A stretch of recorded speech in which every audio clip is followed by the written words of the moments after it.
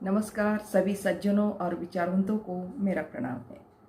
मेरे आज के YouTube चैनल में आप सबका बहुत बहुत स्वागत है। मैं फिर आज उपस्थित हुई हूँ आपके लिए एक नया विषय लेकर। आज का मेरा विषय है संकटों से कैसे उबरा जाए।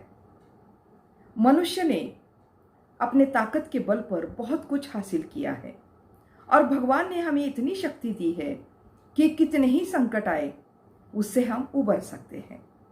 दुनिया में कुछ मनुष्य तो ऐसे होते हैं कि बहुत बड़ी बड़ी आकांक्षाएं और अपेक्षाएं रखते हैं। उस आकांक्षाओं को पूरा करने के लिए पूरी जिंदगी लगा देते हैं, पर ऐसा करते करते कभी जीवन में हार भी माननी पड़ती, कभी कभी मेहनत का फल नहीं भी मिलता है।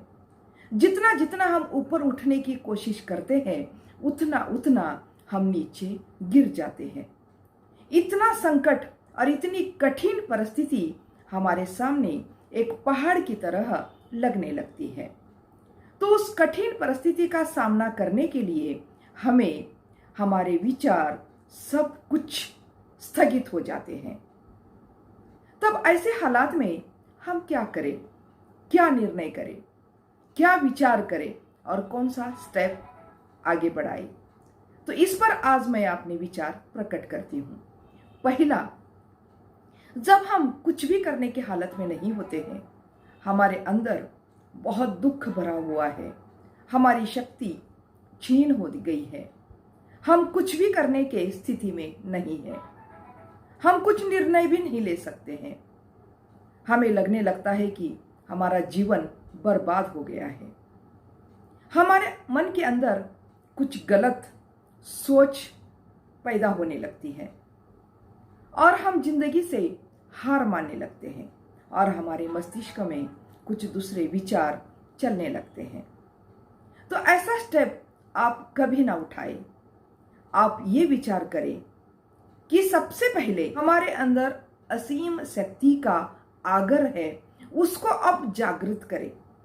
बस आप इतना ही विचार करें कि मेरे अंदर इतनी बड़ी ताकत है, मेरे अंदर इतनी ऊर्जा भरी हुई है, मैं इतना सा छोटा सा प्राणी या छोटी सी चीज नहीं हूं कि इतने इतने संकटों से मैं हार मानूं।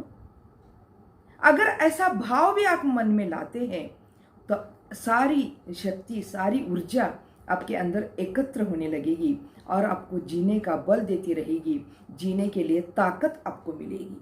बस इतना ही करना है कि वो मन में भाव उस प्रकार का लाना है कि मेरे अंदर बहुत बड़ी ऊर्जा है। अपने अस्तित्व को, अपने असलियत को पहचानने का कोई मार्ग निकाले। मैं कौन हूं, इस पर थोड़ा सा विचार करेंगे। जीवन में संकट सभी के ऊपर आते हैं, लेकिन उस समय हमें लगने लगता है कि मेरे ऊपर ही इतना संकट क्यों आते हैं। तो अपने स्वरूप को पहचाने और पहली बात एक ही करें कि अपने अंदर जितनी भी ऊर्जा है उस ऊर्जा को स्मरण करें, उस ऊर्जा को आप एकत्र मस्तिष्क में लाने की कोशिश करें।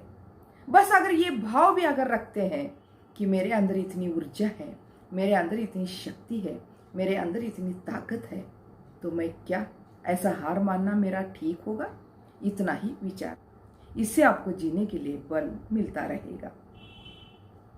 दूसरा कारण, जब हम कुछ भी करने के स्थिति में नहीं होते हैं, अंदर दुख ही भरा हुआ है, संकटों से जूझते जूझते हम हार चुके हैं, हम टूट चुके हैं, तब जितनी आपके अंदर ऊर्जा है वो पहले से ही एकत्र हो चुकी है, क्योंकि पहले ही आपने विचार किया है कि इस मेरे अंदर बहुत सारी ऊर्जा है, मैं उस ऊर्जा को एकत्र करने की कोशिश करूंगा, उस ऊर्जा के बल पर मैं लड़ूंगा। ये जो आपने प्रतिज्ञा की है, ये आपने जो सोचा है, या आपके अंदर जो भाव आए हैं, ऊर्जा को आप थोड़ा सा काम दें। उस ऊर्जा के बल पर यानी उस ऊर्जा का प्रयोग करें। कुछ मार्ग आपको मिल जाएगा, ढूंढे, कुछ कोशिश करें कि इससे क्या मैं कैसे उबर सकता हूँ, ये संकट के घड़ी से मैं कैसे पार हो सकता हूँ, इसके ऊपर थोड़ा सा आप विचार करें। आपके अंदर, आपके मस्तिष्क में इतनी सारी ऊर्जा भरी हुई है। आप उस ऊर्जा को अगर मार्ग देंगे, उस ऊर्जा को करने के लिए काम देंगे, तो जैसे पहाड़ों से झरना निकलता है और आगे चल कर के एक बड़ा सा समुद्र बन जाता है, वो स्थिति आपकी ऊर्जा की हो जाएगी। और ऊर्जा बहते बहते ऊर्जा के बल पर, आप शक्ति के बल पर काम करना शुरू कर देंगे, तो एक ना एक दिन आपके हाथ से बहुत बड़ा काम हो जाएगा। तो कभी भी ऐसा गलत ना सोचे, उस ऊर्जा का प्रयोग करें। तीसरा काम आपको यह करना है, बहुत बड़ा संकट है, ऐसी स्थिति है कि आपको लग रहा है कि अब मुझे जीना ही नहीं है, दुख से आपका मन भरा हुआ है, कुछ काम करने का मन नहीं कर रहा है, कुछ खाने का मन नहीं कर रहा है, किसी से बात नहीं करने का मन कर रहा है। आपके अंदर तो दुख ही दुख भरा हुआ है, आपके अंदर तो खुशी तो है ही नहीं है।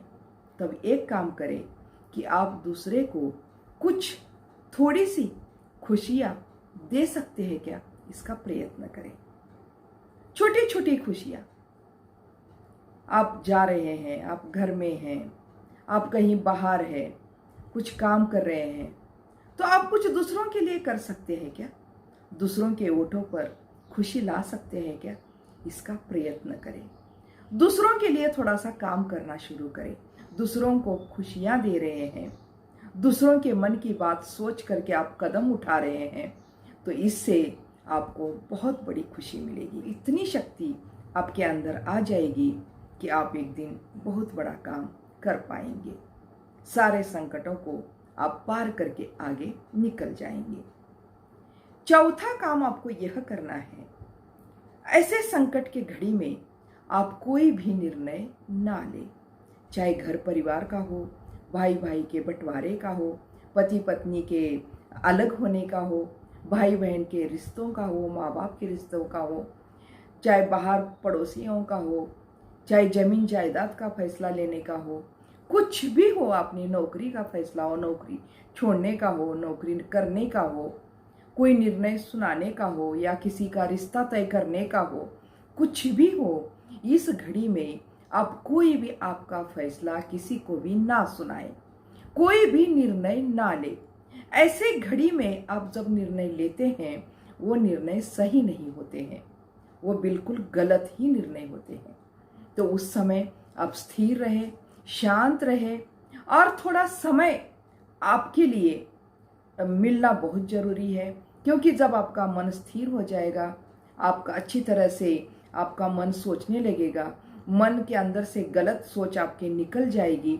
ये सब आप जब सोचोगे, ये 4 काम आप करोगे, तो बिल्कुल आपका जीवन यशस्वी हो जाएगा। और धीरे धीरे धीरे आप जब स्थिर हो जाओगे, तब किसी को निर्णय सुनाना। लेकिन जब संकट की घड़ी में आप थोड़े दिन तक कोई भी फैसला ना ले, ना कोई अपना निर्णय सुनाए, तो इन 4 बातों पर आप अमल करें, तो संकट की घड़ी से आप जरूर उबर सकते हैं। कभी भी संकट के घड़ी में आप ऐसा फैसला या ऐसा स्टेप ना उठाए कि जो सबके लिए गलत हो। आपके लिए तो गलत हो ही सकता है, लेकिन आपके परिवार के लिए, आपके बच्चों के लिए बहुत बड़ा गलत कदम हो सकता है, बहुत बड़ी हानि हो सकती है, बहुत बड़ा नुकसान हो सकता है। आपका जीवन दूसरों के लिए है, आपका जीवन आपके लिए नहीं है, तो दूसरों का नुकसान करके आपको कुछ भी मिलने वाला नहीं है। तो इसीलिए और संकट के घड़ी से पार होने की कोशिश करें। धन्यवाद। अगर आपको वीडियो अच्छा लगा तो लाइक, कमेंट, सब्सक्राइब जरूर करें। धन्यवाद।